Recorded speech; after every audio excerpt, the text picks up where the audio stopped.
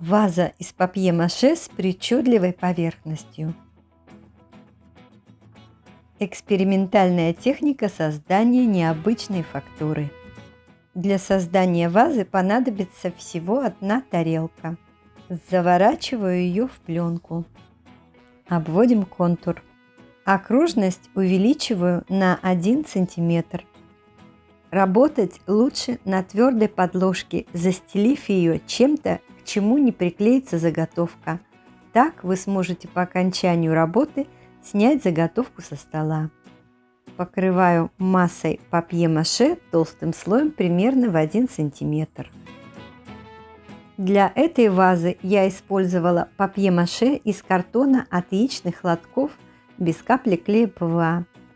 Эта масса очень пластичная. Она хорошо выравнивается и не требует шлифовки после высыхания.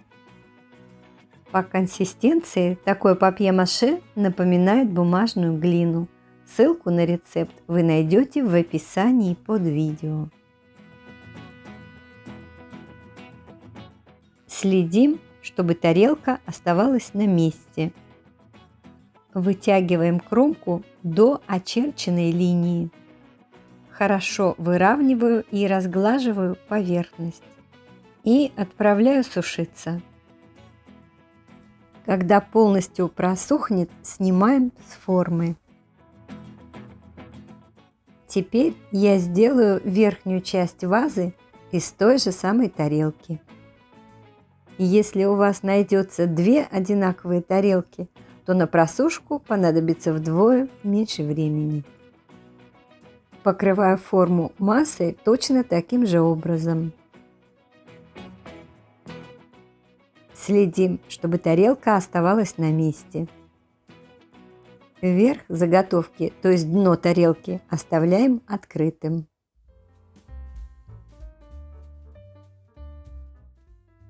Для горловины я взяла втулку от малярного скотча.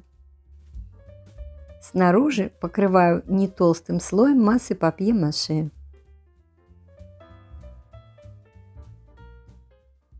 И ободок сверху тоже.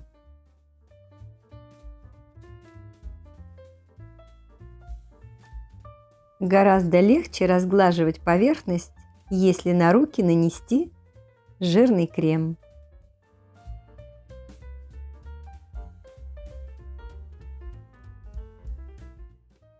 Совмещаем 2 заготовки и проверяем совпадение кромок. Убираю лишнее при помощи грубой наждачки. Также сглаживаю наружный край.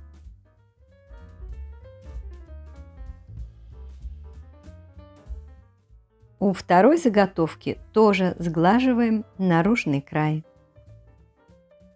Склеиваю на клей ПВА.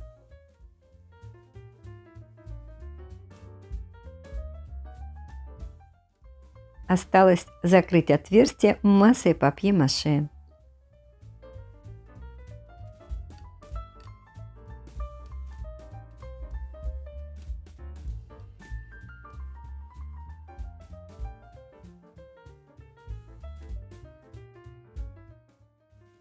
И немного подровнять форму.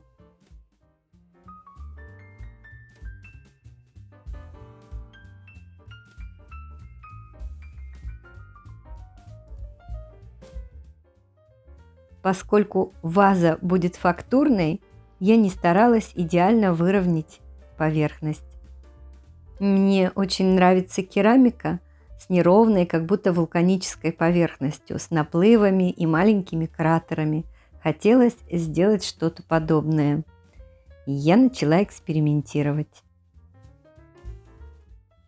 В воду добавила клей ПВА.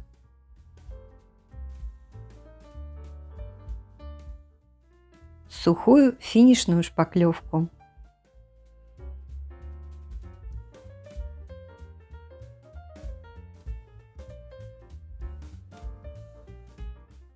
И немного соды.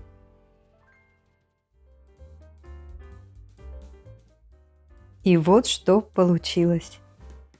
Быстро покрыла заготовку этим пенящимся раствором, и он продолжался пениться уже на заготовке.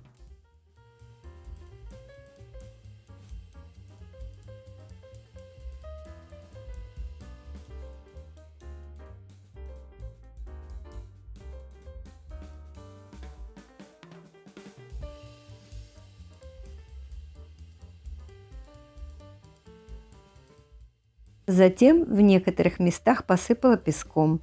Это было лишним. На гладкой поверхности более крупный песок работал бы гораздо лучше. Когда все высохло, очищаю от песка, который все же добавил текстуры.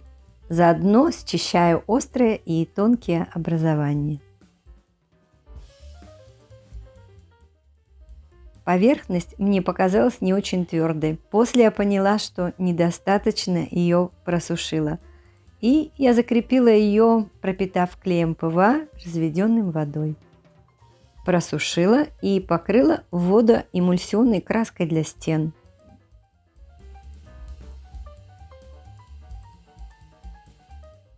Краска высохла, темно-коричневую акриловую краску развела водой, так, чтобы она попала во все углубления.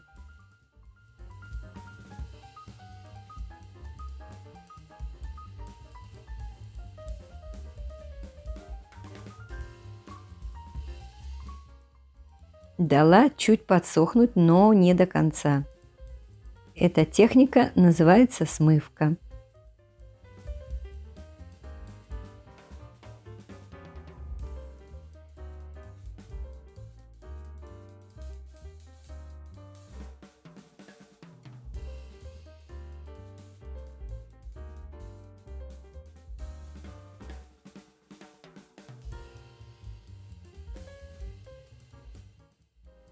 Смыла, а затем протерла слегка влажной тряпочкой.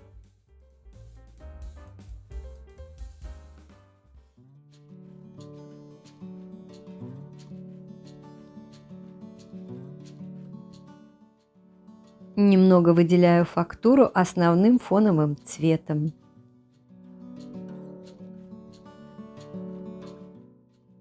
Кое-где в углублениях добавила темно-зеленую патину. Патину всегда можно заменить акриловой краской, разведенной водой до прозрачности. У меня часто спрашивают, как долго сохнет папье-маше. Конечно, все зависит от температуры воздуха.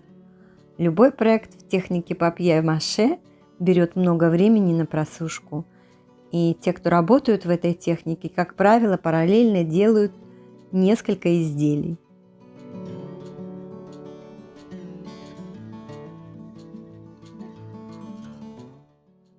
Покрыла акриловым лаком. Как еще сделать причудливую фактурную поверхность? Ссылка в описании и в подсказке на экране. Надеюсь, что видео вам понравилось и было полезным. Жду ваши отзывы. Увидимся!